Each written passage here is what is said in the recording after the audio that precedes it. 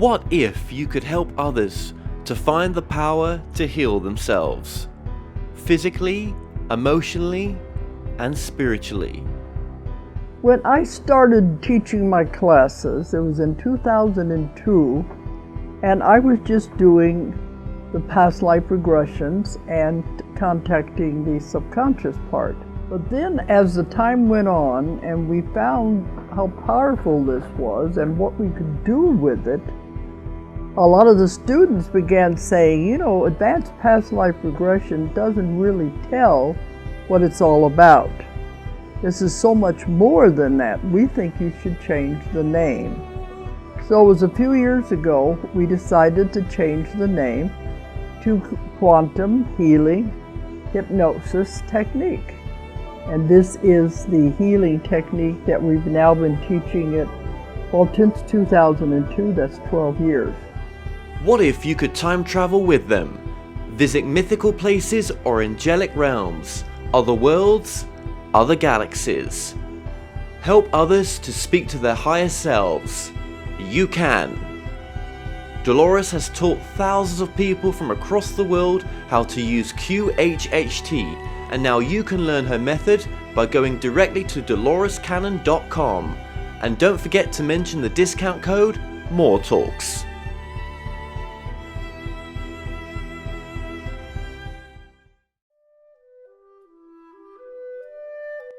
Established over 100 years ago, Watkins Books is one of the world's oldest and leading independent bookshops specializing in esoterica. We have the widest selection of esoteric books in the UK, and our friendly and knowledgeable staff are here to assist you in a unique ambience of our shop. So come and visit us in the heart of London as we're open every day.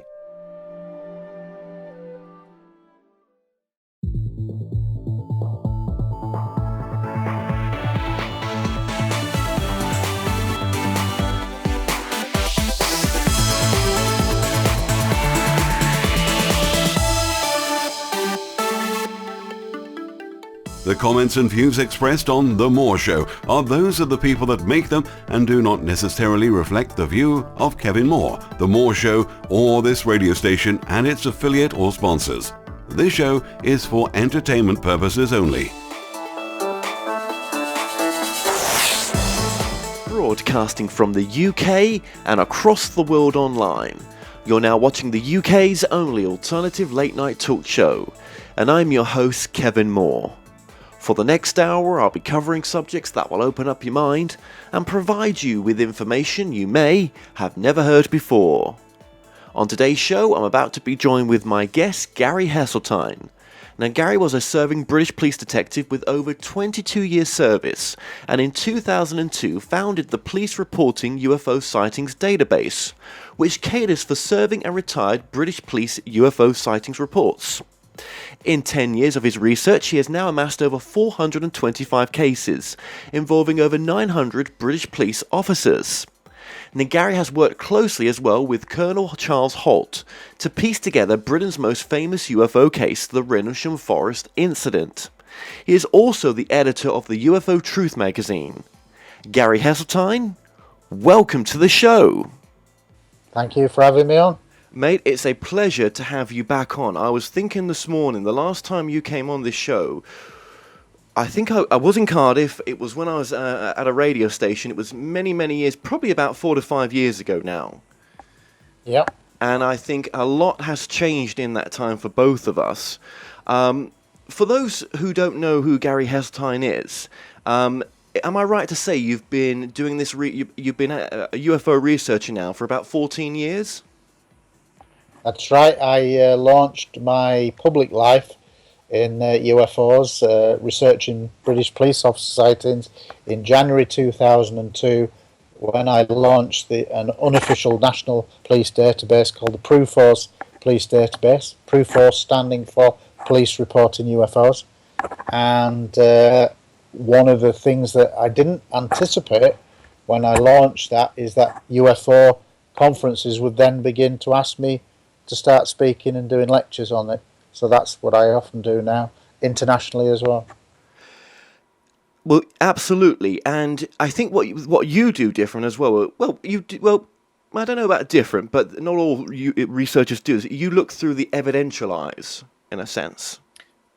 And that's the only way I can look at this subject, because for those people who are not aware of me, for 24 years I was a police officer, and for the last 19 years I was a detective constable, working on all manner of inquiries, including murder, manslaughter, rape.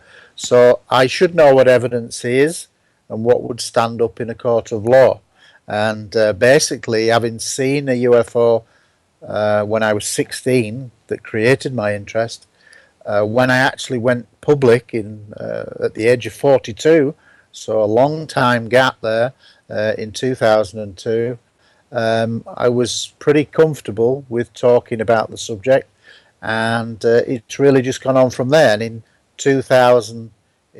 2013, I retired early from the British Transport Police to purposely launch my own internet magazine called UFO Truth Magazine. It's a 96-page e-zine, bi-monthly, and it features many of the world's top researchers who I'd met over the last 14 years.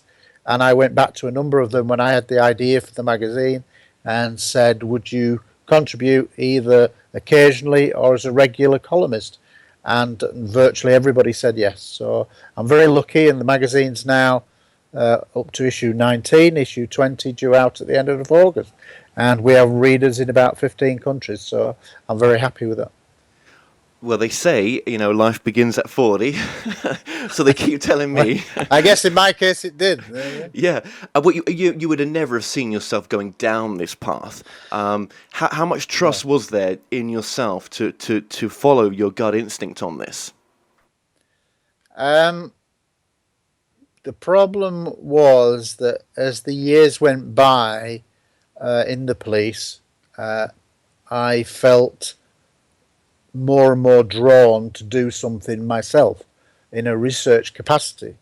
The problem was that if you're a detective, then time is not your own, in the sense of if there's a murder or a rape, a serious incident, you work all the hours under the sun, and you can't be one of those guys that says, right, I'm going to be there every Thursday. It just doesn't work like that. So I had to think what would work around my strange work life. And people say write about things you know. And obviously I knew about police officers. So I basically had a dream one night with the idea to create a police database. And I had got to know Graham Birdsall, who used to run Quest Publications for many years and put conferences on in Leeds once a year for 3 days. Top speakers would come flying in. I got to know him over the last couple of years of his life until his tragic death. And so when I had the idea, I called in to see him and said, look, I've had this idea for a database. Would you allow me to write an article in UFO Magazine? Bear in mind, I'd never been in a magazine up to that point. And he said, great idea. And because he was pretty evidential himself, and he was never sensationalistic about UFOs, what appealed to him was the fact that I was a serving police detective. I had some kind of credibility in terms of evidence. So he was very supportive. And in January 2002, that's when it launched. And 14 years on, I now travel the world lecturing, which is something I would never have ever envisaged. Those dreams, they they have a way sometimes, don't they? If we're not listening to the signs, sometimes it does come through in dreams. It seems to be that way. Well, you listened, and it must have felt right to do that. And I've got to say, I think your magazine, UFO Truth Magazine, is one of the only magazines that survived right now. I don't think there's many out there. Yeah. Yeah, even things like Open Minds in the States has gone by the wayside. I don't think UFO Magazine, Bill Burns, is working anymore. I don't think there's any printed magazines other than not on a monthly or bi-monthly basis. I think there's an Italian one, but that's a quarterly printed publication, but in Italian. Is that right, that you Open Minds has gone? In terms of its magazine, yes. Wow, my gosh. That is surprising.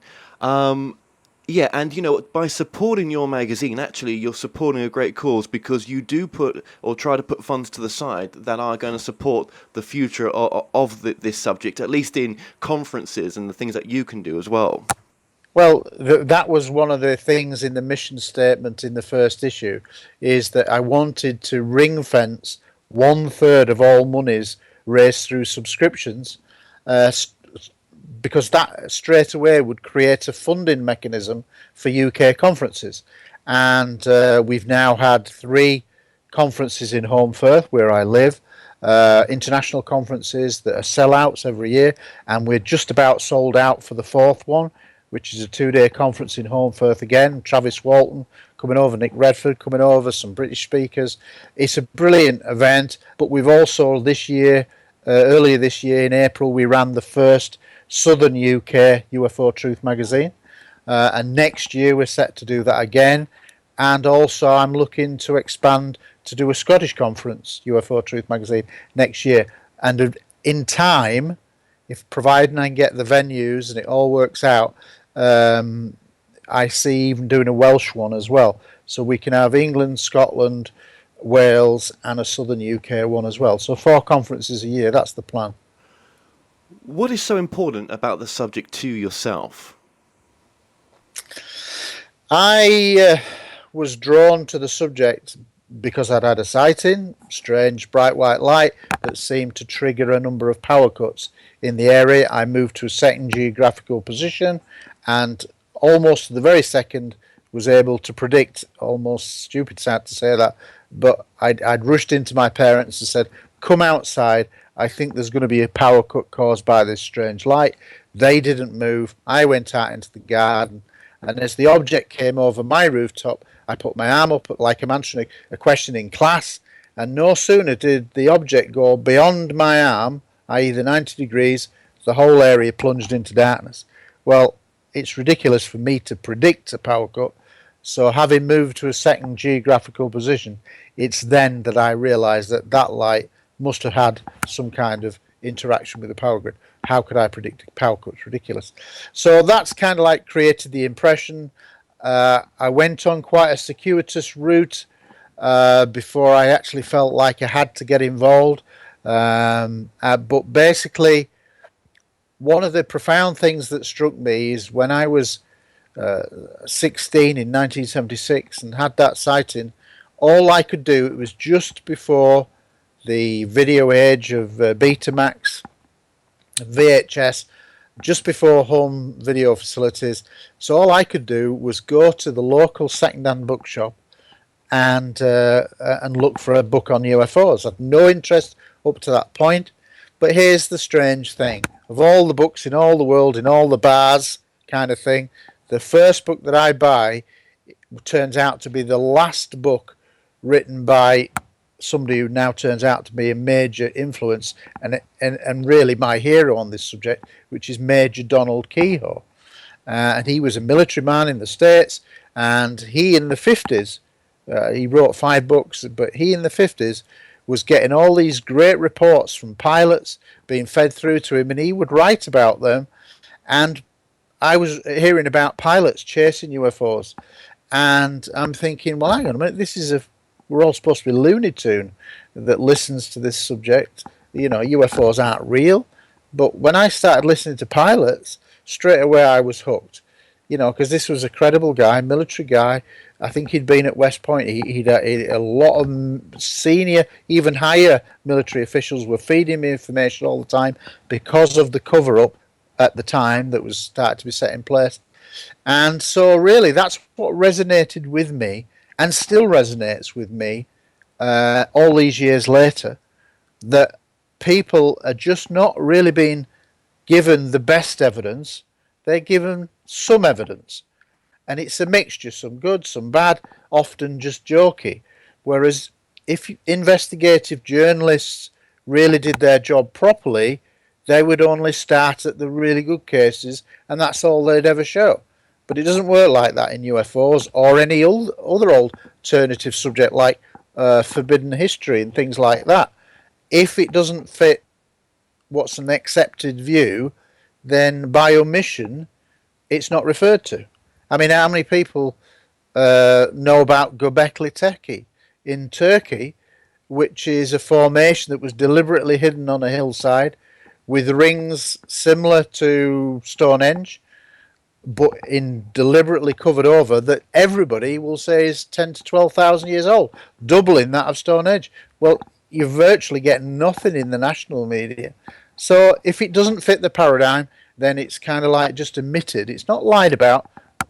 The way the mainstream works is it's done through omission.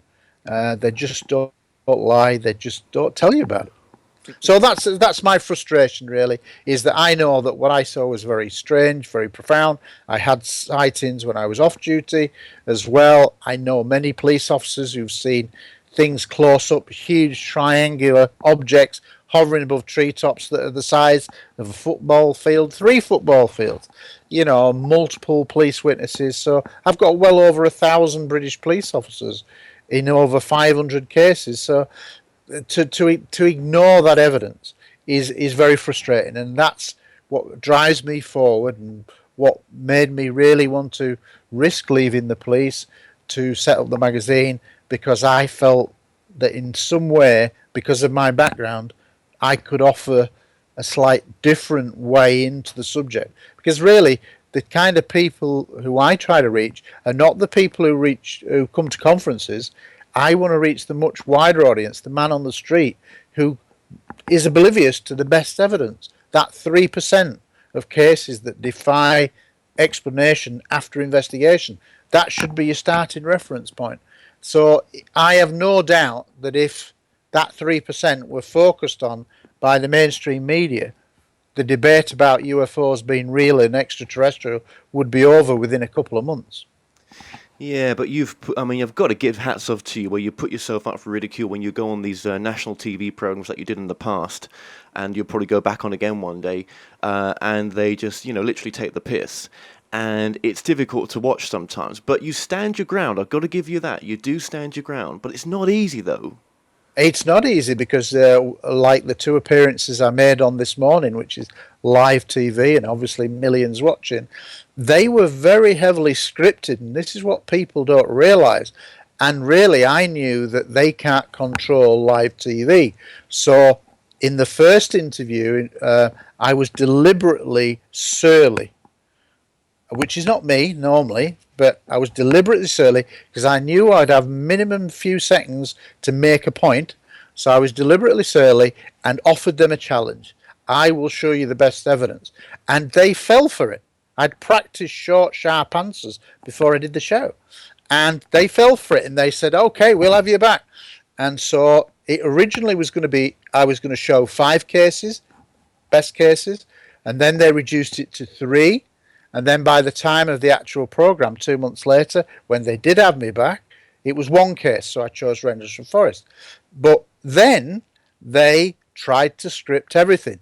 You'll say this, Chris will say that. This is your evidence. This is what Chris is going to say. So what did I do then? I had coins in my pocket that I put out, which they didn't know I was going to do, on the table, because they can't control live TV. I had a photograph in my back pocket, or recreation of a diagram photograph of where I stood alongside Colonel Halt and said that's where the object was, to the left of the farmhouse. Oh, and look, the lighthouse is way over there, not the lighthouse. And they couldn't control that. So they won't have me back, which is frustrating, but that's what I did to make a point. And I'm glad I did it. It may well have stopped me going on live TV more, and I'm sure it has been a factor because the people will think, oh, God, this guy's a bit argumentative. But it was done for a reason. And that was to show that one arm is behind your back on live television about this subject. And what I wanted to try to do is, in a way, fight back and say, look, you can't control everything. No, absolutely not. And you know what? I don't think you can look back with any regret. What's done is done, and it was just meant to be. That's the way you've got to look at it. And we're just going to link those clips that you're referring to just at the bottom of this video. We have been just playing some of that video back within this show, just as you were talking there as well. I find it interesting what you said earlier on about your first UFO experience, as if you knew that power surge was going to happen. Very strange. We might just come back to that later on. I think what as you've been discussing the cover up here, in a sense, this is a 60-year. How would you put it? It's like a stigma. It's a stigma to people, isn't it? Some of the best cases don't want to come forward.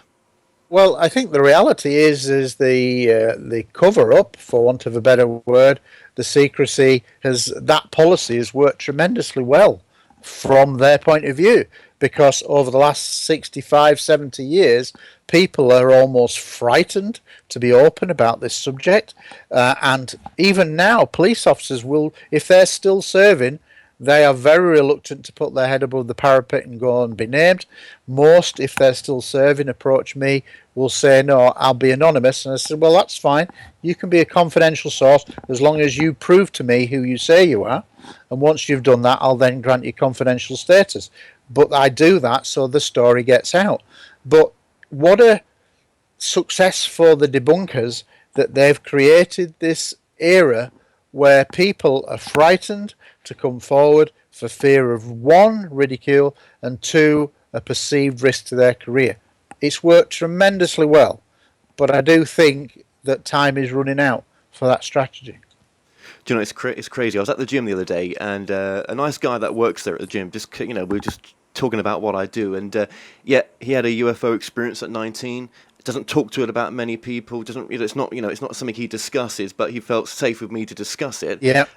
My business partner, he's had the same incident. Doesn't talk about it to many people. Would never come forward, but it changed their life on the view that there's something much greater than this reality.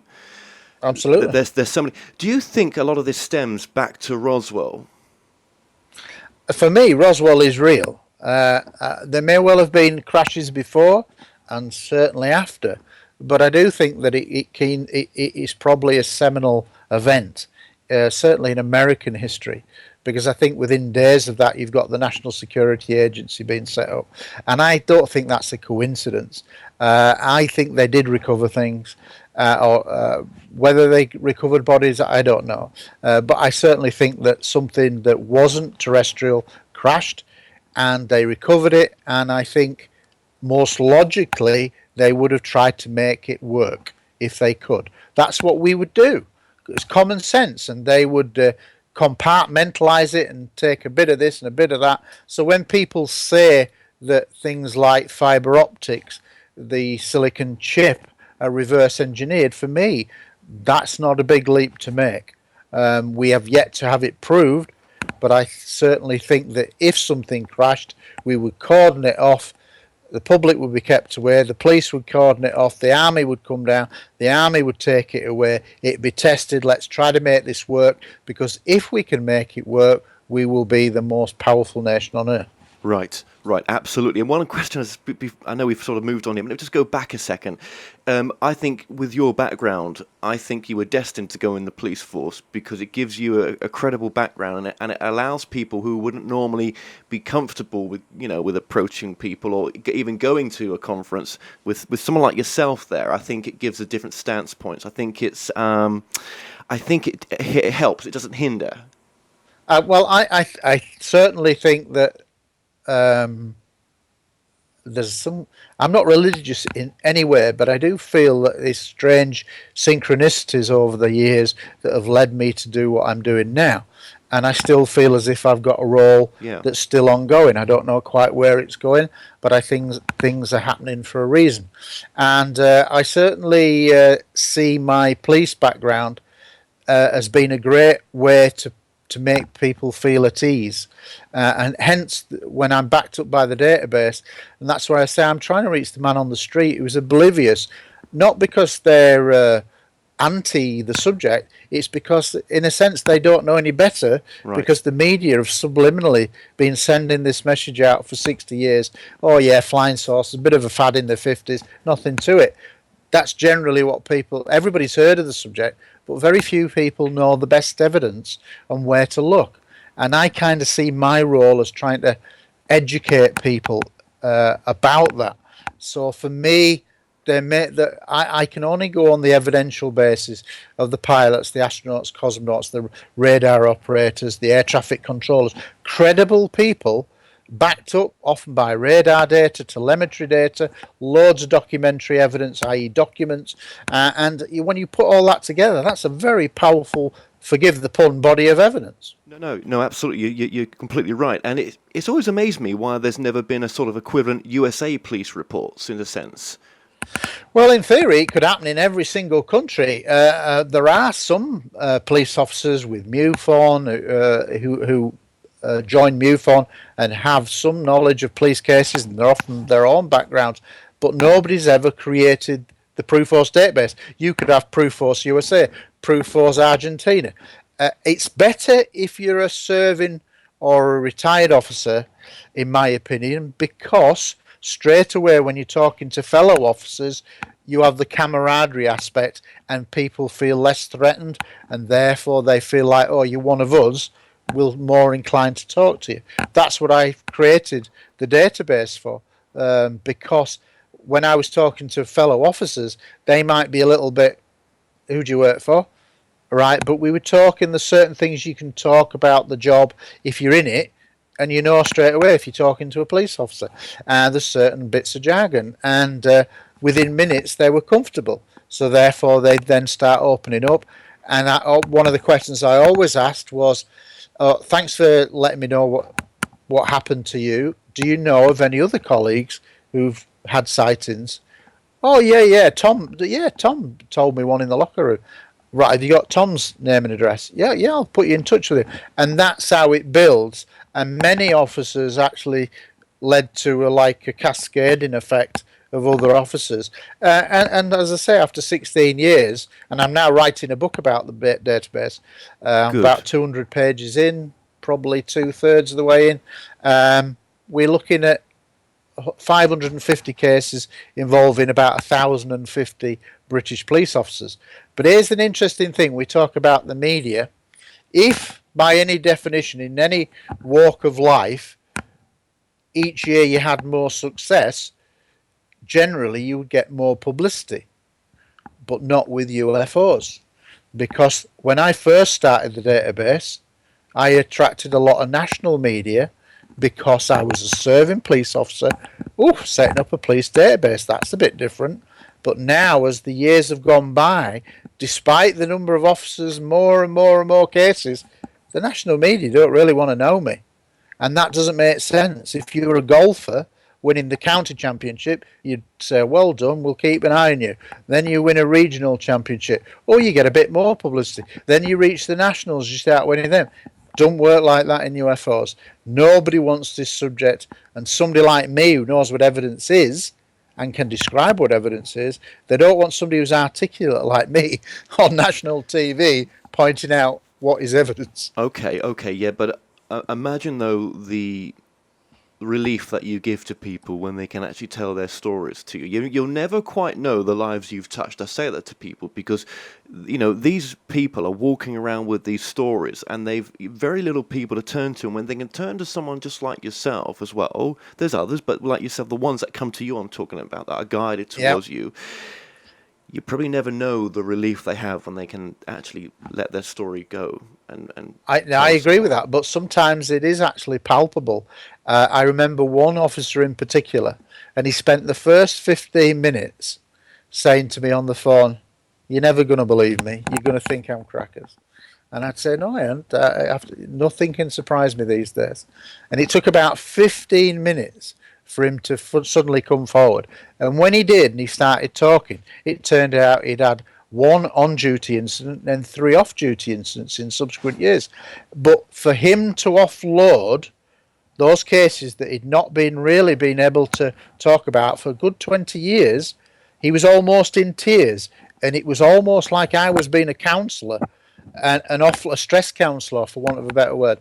And it was almost a cathartic experience. And he said, I feel such a weight lifted on me that I can talk to somebody without being fear of ridicule. So yes, it's nice when that happens. But I've had police officers say to me, and it's often the case, "You're going to think I'm crazy." No, I don't. But yeah, you're going to think I'm crazy, and I haven't even told my wife. I had an incident at work with my colleague. We swore we'd never talk about it again. Those kind of things, 20, 30 years sometimes. I mean, that's a terrible indictment of the way the secrecy has worked. Absolutely, and we're going to get onto Bentwaters very shortly, and I sort of asked this question because I know it kind of leads into it a bit. I've always thought that this subject of UFO cover-up was a international cover-up with all governments, but then thinking about it, it does seem to be the America that's sort of really in charge of this subject in a sense. America is the most secretive government on the world on UFOs, and they control the subject pretty much worldwide. Obviously, I don't know about Soviet Union or, say, China, but realistically, the rest of the world, America have ran the subject. And I think it stems back to Roswell, and if not before, the information that they learnt through the Second World War and Foo Fighters and things like that. So they knew pretty much that ET was around, I think, from the Second World War onwards. And I think that when the Roswell crash happened, that then gave them a piece of definite hardware to look at. A lot of people say, well, we've got man-made UFOs. I suspect we have got some man-made UFOs. Whether they're as capable as what the original was, I doubt very much. But I do suspect that if we did recover something, we would try to make it work. And if we did make it work, we'd be flying them. So I do think there are probably some man-made UFOs, but that's in the secret world. And I say to people when I begin lecturing is that there's two worlds. There's a secret world of the government and intelligence services, and you will never get to know any of that. I won't, you won't, because we don't have the necessary classification status, the need to know. All we can rely on is the public domain. When a pilot's gone on the record, when an air traffic controller's gone on the record, where we've got some senior military figure, a pilot, a colonel, a general have gone on the record. That's what we rely on, which I suspect is only 10% of the story. 90% of it is covered up. But the 10% that we know is brilliant if you know where to look. Yeah, absolutely. And, just before we move on as well, with all the debunkers out there and skeptics and even the media in a sense, when you think that there's, that we're, one planet out of 1 trillion planets just in our galaxy and 100 billion other galaxies. So say there's 100 billion-ish galaxies in just that exist in the observable universe, the observable. Well, there's a story to tell in the way, this is why I said right at the beginning of the show that time is running out for the skeptics and the debunkers, because science is moving on at such a pace.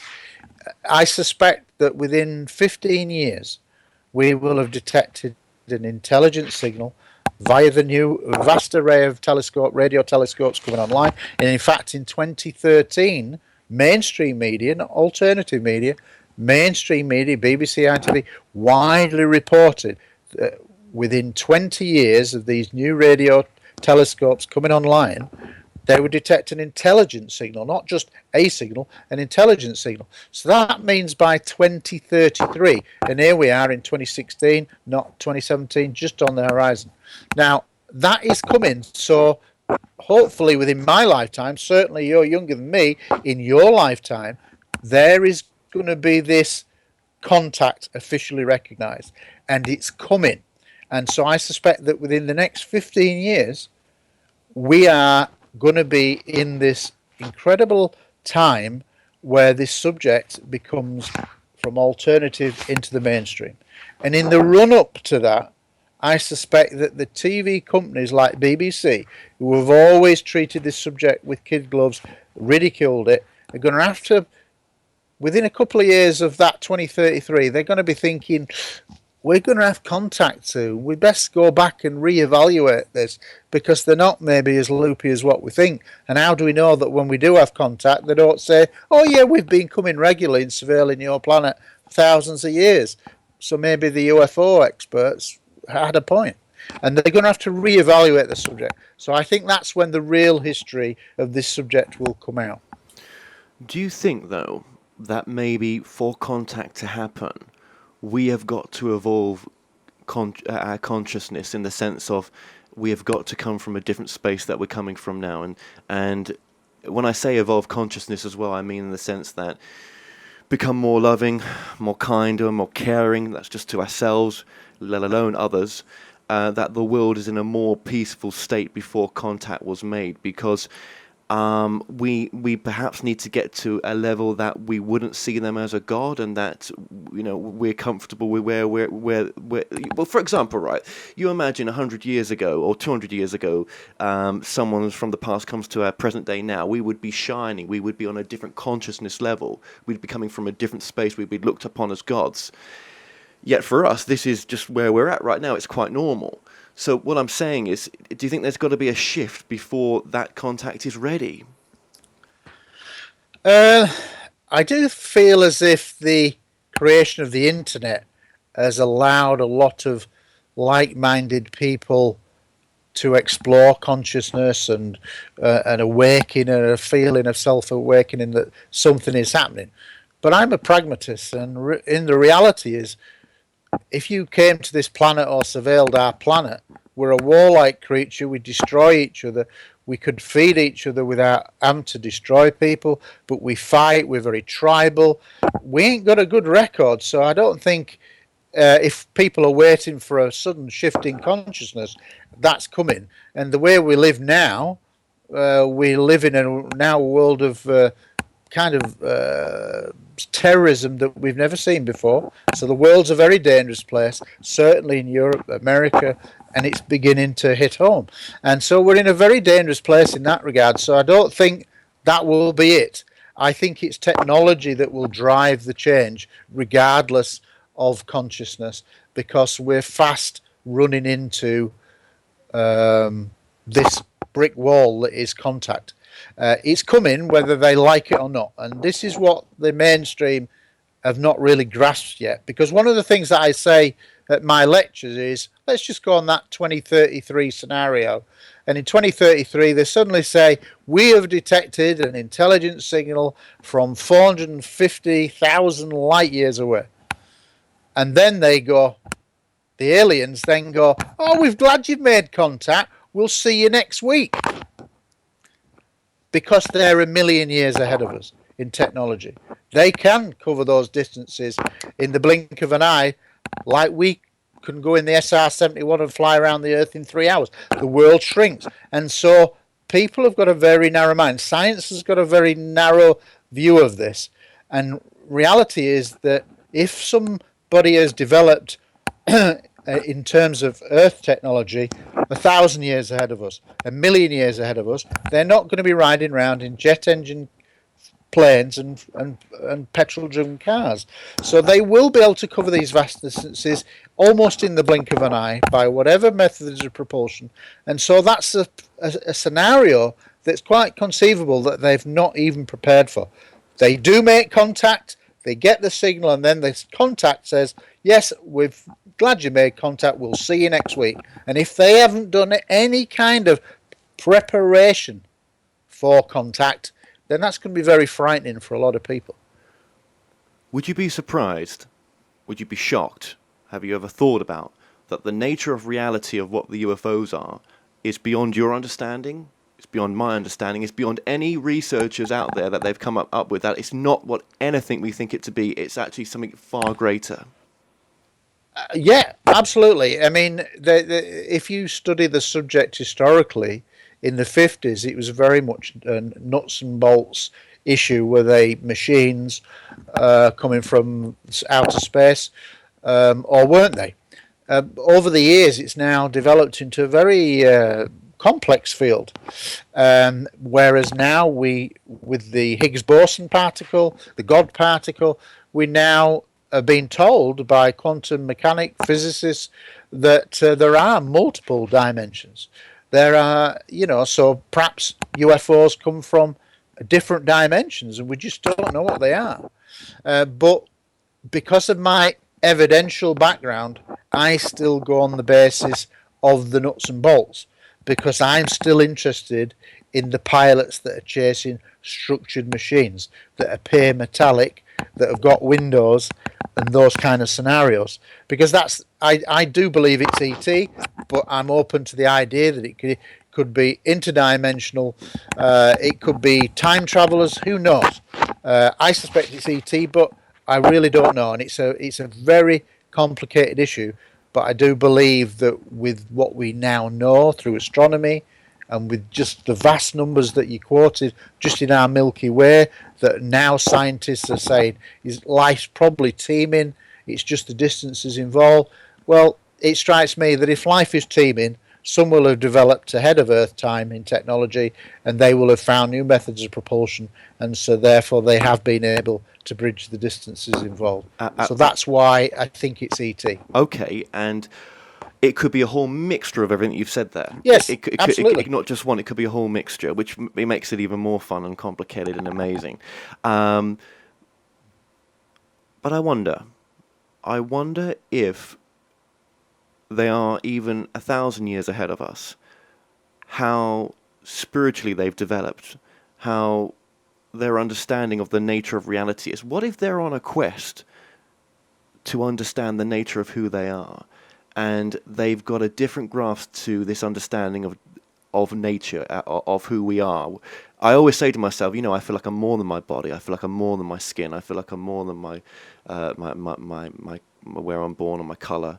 I feel that when I look in the mirror, I'm aware of my awareness. I don't think that comes from my brain. I feel that there's something greater that I am, that I've always been.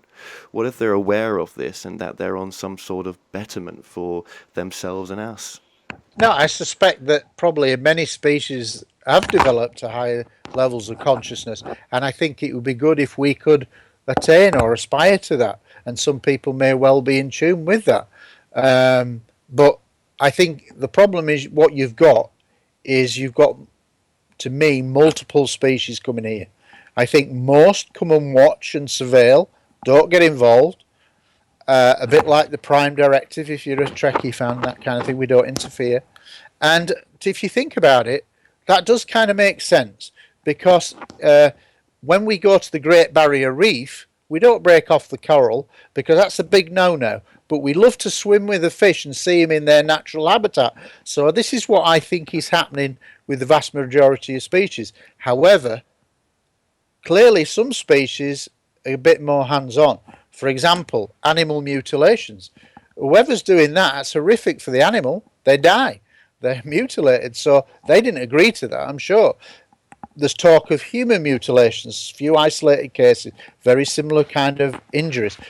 If that's true, then they didn't agree to it. The abduction phenomena, which I believe is real, even in third world countries, the same story comes out, even though they've no access to media, TV to have that influence and cross-contamination.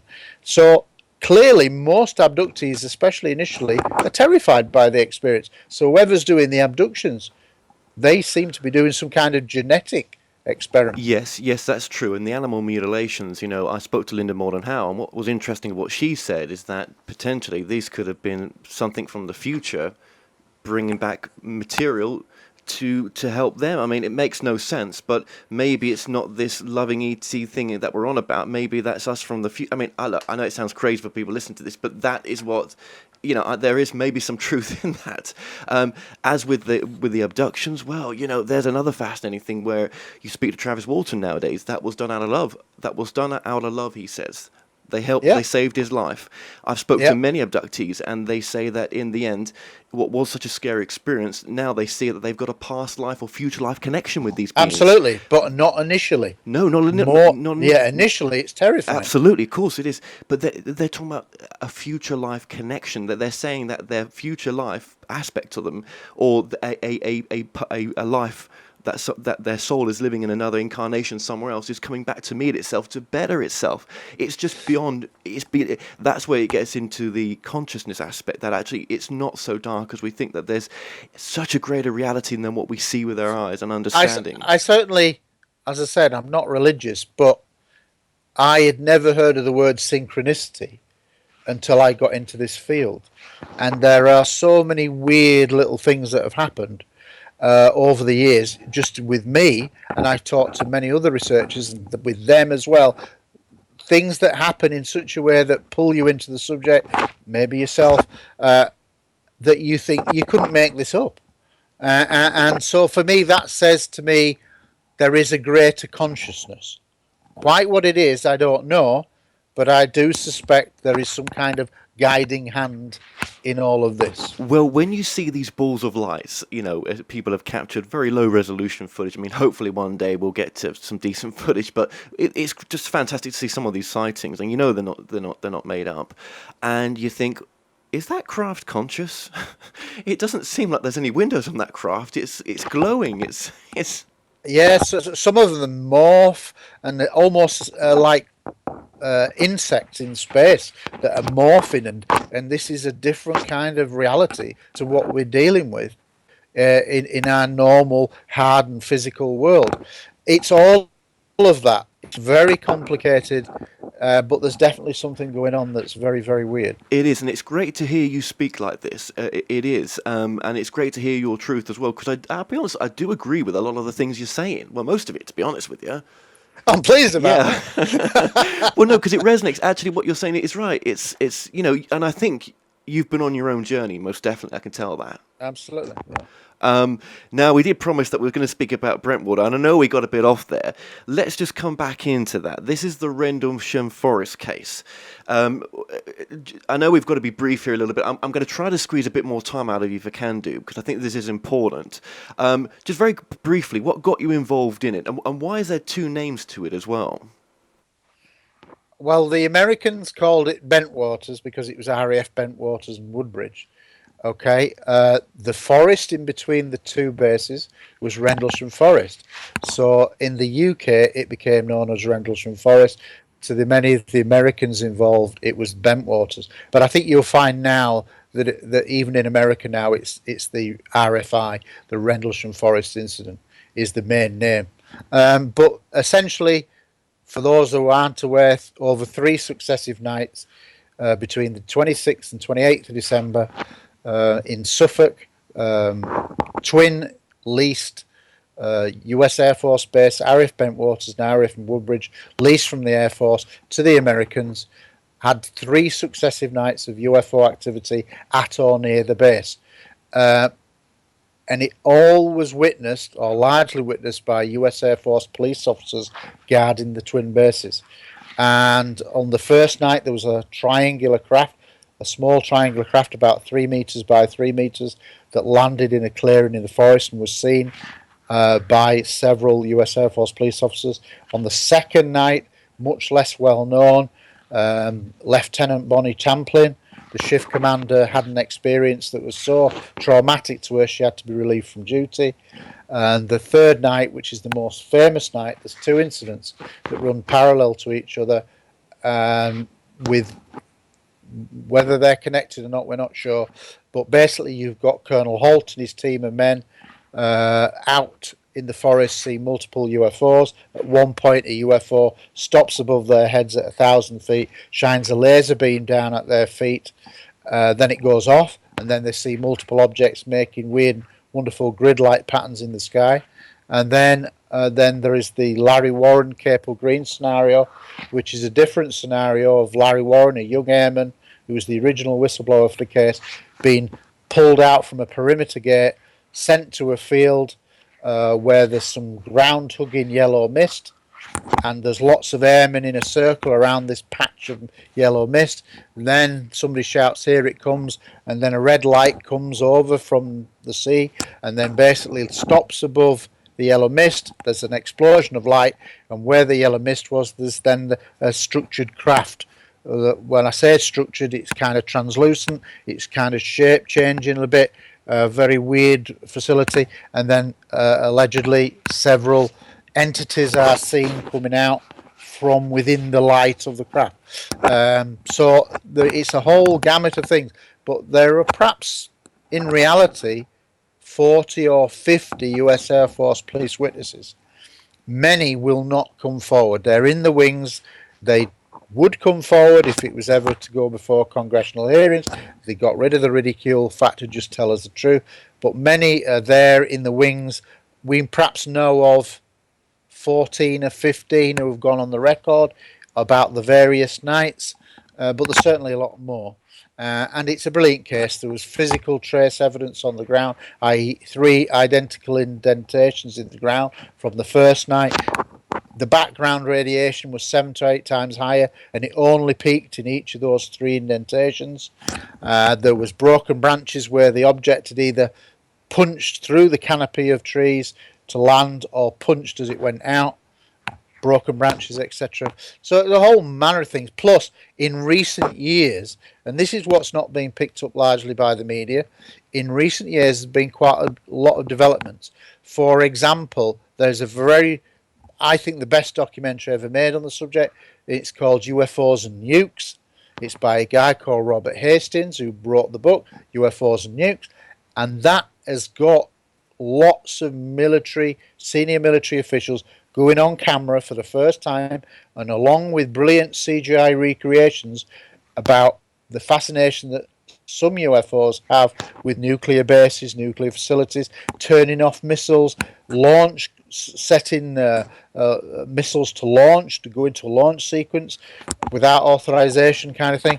So there's some fantastic things going on. Air traffic controllers who've gone on record now for the first time on camera in that, saying that they were on duty when a UFO shot over the base at Bentwaters. Confirmed, different department, not police officers, air traffic controllers, saying it was on radar and it stopped above the base.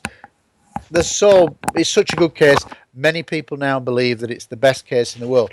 Unfortunately, the downside, just before I finish, the downside is that it's very fragmented. There's a lot of infighting between the witnesses, which is sad, and it should never have happened and shouldn't be happening now.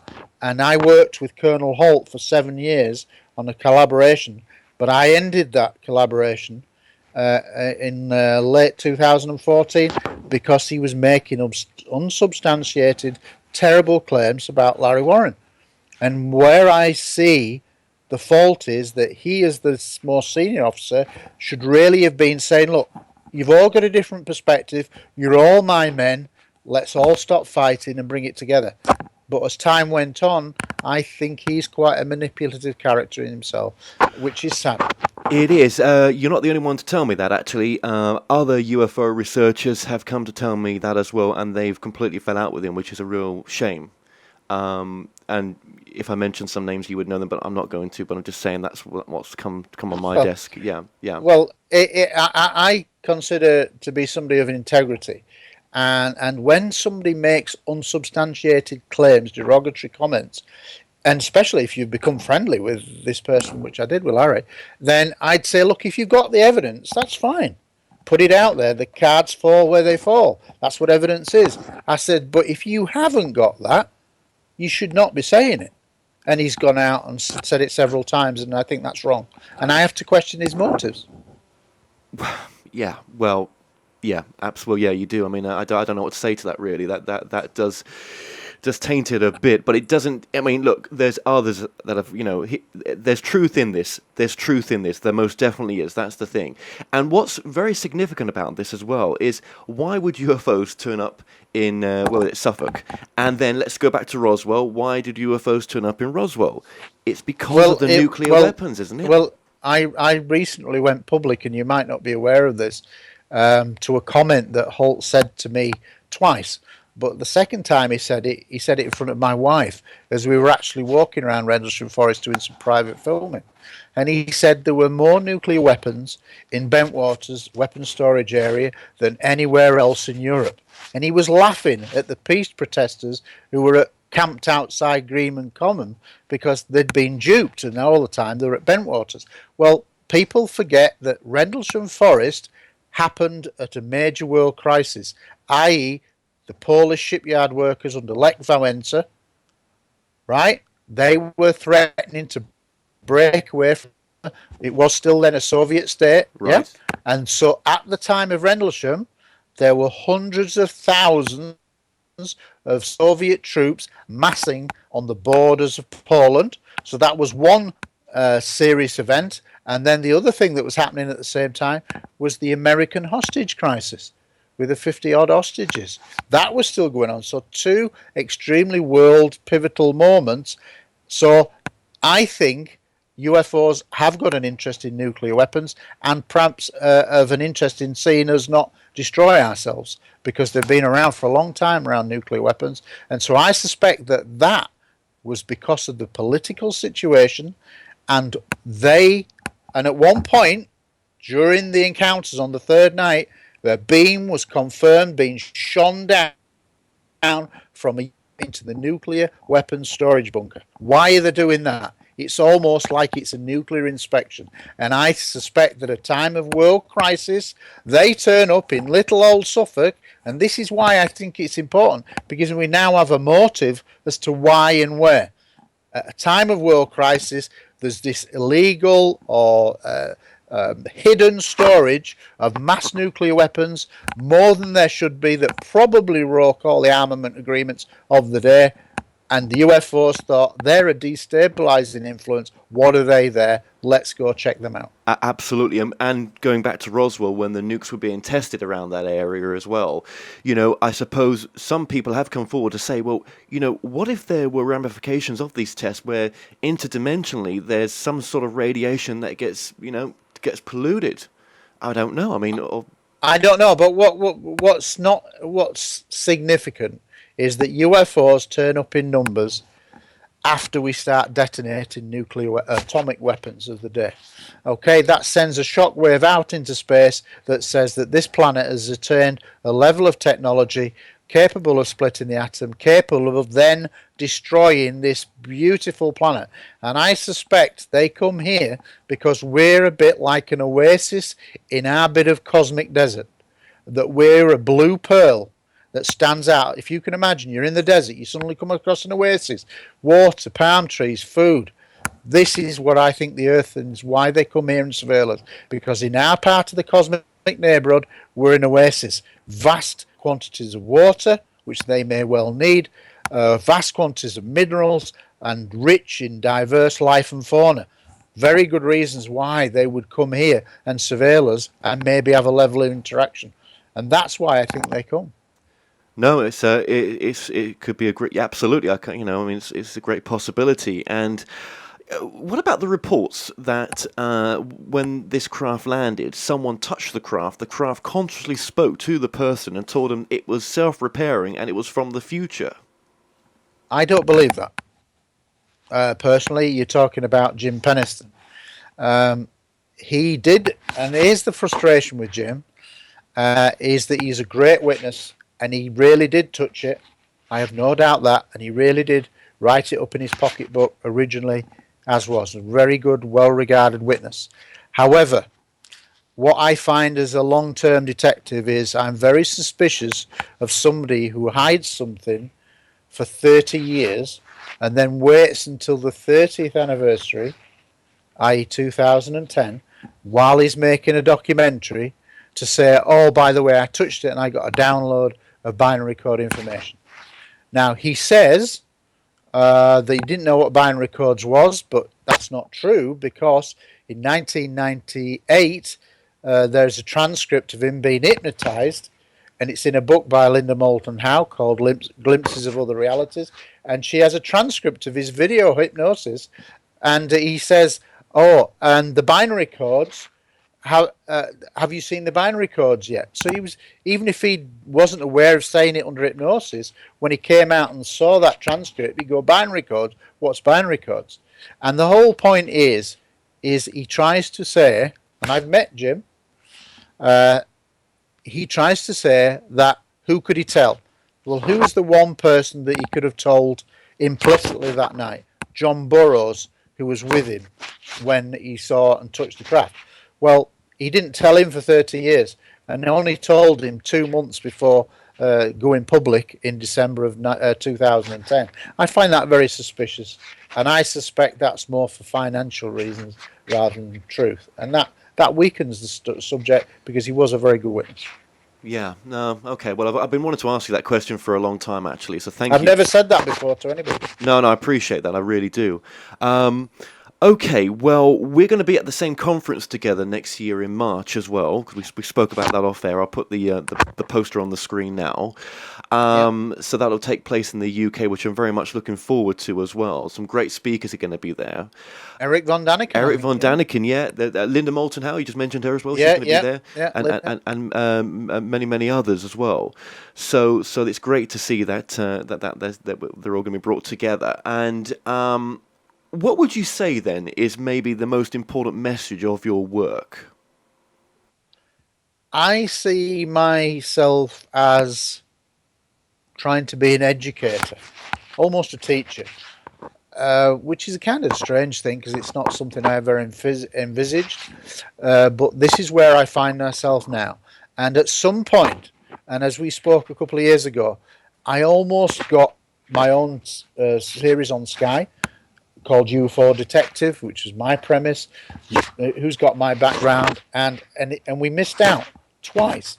Believe it or not, the Canadian money was on board, the Asian money was on board, the European money was on board, but the biggest money comes from America. And believe it or not, 2 successive years, they say that the Americans would find my accent too strong.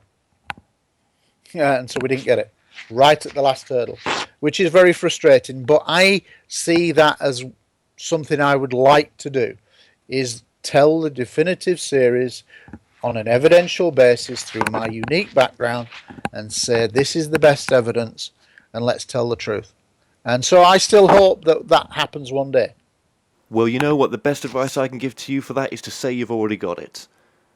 Say you've already got it, say that you're so happy to have it, and use that type of law of attraction if you want to give it a go, because I've been using that and it's been working. So I do believe you're going to get that, and you may come in a form that you may not be as it is now, but I think you're... Absolutely, yeah. And that's what I say. The fact that I didn't get the series for the last 2 years means to me that maybe that happens for a reason, and something else will come along. Absolutely. I'm so glad we've done this interview. I've got a different level of respect for you now in the work that you do.